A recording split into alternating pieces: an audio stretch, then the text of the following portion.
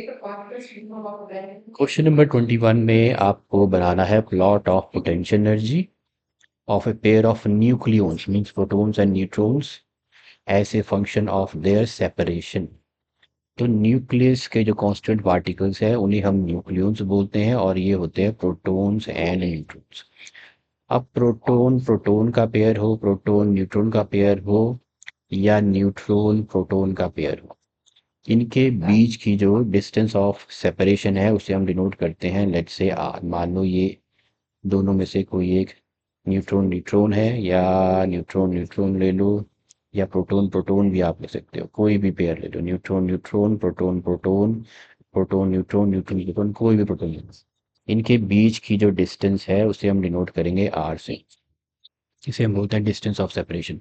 तो इसका आपने ग्राफ बनाना है पोटेंशियल एनर्जी का for a pair of nucleons. तो इसको पहले हम समझते हैं कि जब भी दो न्यूक्लियॉन्स के बीच की distance is greater than this distance separation is greater than 0.8 fermi metre, तो ये एक दूसरे को अट्रैक्ट करते हैं। तो इन दोनों के बीच में जो फोर्स है दैट इज अट्रैक्टिव। लेकिन जैसे ही 0.8 फर्मी से ये कम हो जाएगी डिस्टेंस, तो they will start repelling each other, तो फिर रिपल्शन आ जाएगी।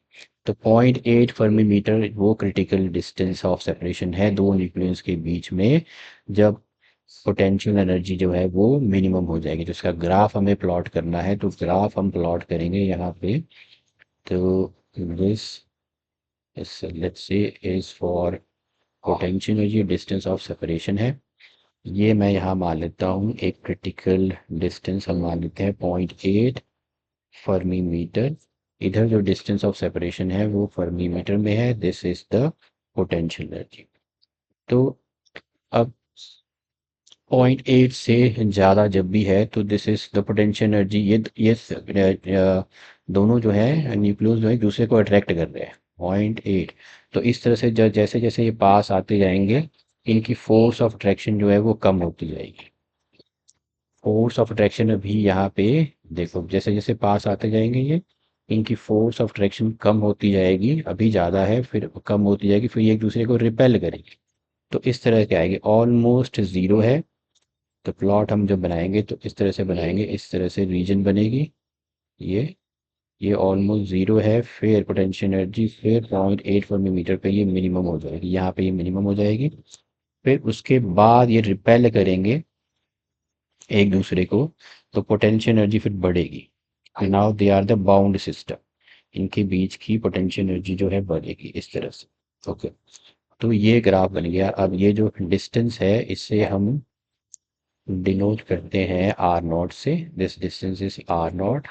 अब ये जो रीजन है ना, ये वाली region, this is the attractive force region. एक यहाँ तक ये अट्रैक्टिव फोर्स है। उसके बाद जो दूसरी इधर जो रीजन है this is the repulsion region, repulsive region. यहाँ पे पोटेंशियल एनर्जी जो है दिस इज द मिनिमम। फिर ये जीरो की तरफ गई और फिर ये बढ़ती जाएगी। तो potential energy here is minimum, here the potential energy is minimum. Okay, और ये जो है this is the repulsive force या रिपल्सिव रीजन आप बोल सकते हो। अब यहाँ पे दो इंपॉर्टेंट कंक्लूजन्स भी आपको लिखनी है, यहाँ पे दो important conclusions from the graph जो आप ड्रा कर सकते हो। सबसे पहले जो पोटेंशियल एनर्जी जो मिनिमम है वो है distance r naught up about 0.8 fermi metre पे। तो मैं यहाँ लिख देता हूँ इंपॉर्टेंट कंक्लूजन्स जो है, या inferences from graph. Inferences means the conclusions from the graph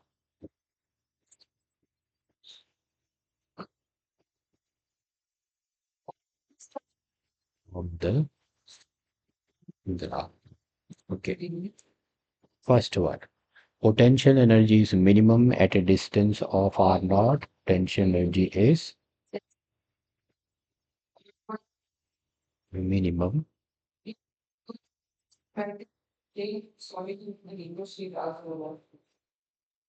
at a distance of r naught is equal to 0.8 per millimeter. Now, second में जो आप इसमें लिख सकते हो, जो फोर्स अट्रैक्टिव है for distances larger than force is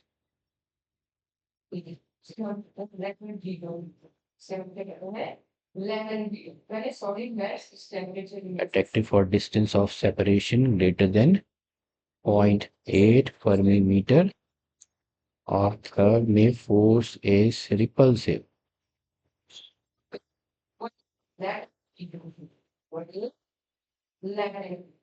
और R is less than 0.8 fermi metre से ज़्यादा डिस्टेंस पे अट्रैक्टिव है, 0.8 फर्मी मीटर पे जो है फोर्स रिपल्सिव है और मिनिमम पोटेंशियल एनर्जी जो है वो 0.8 फर्मी मीटर है। This are the influences for the graph from the graph. ये ग्राफ आप बना सकते हो। सिर्फ इसमें आपने आर नॉट 0.8 मार्क करना है, अट्रैक्टिव फोर्स और रिपल्सिव रीजन मार्क करनी है। So this was the for question number 21। Two important conclusions means यहाँ से आप कोई भी एनी टू आप लिख सकते हैं।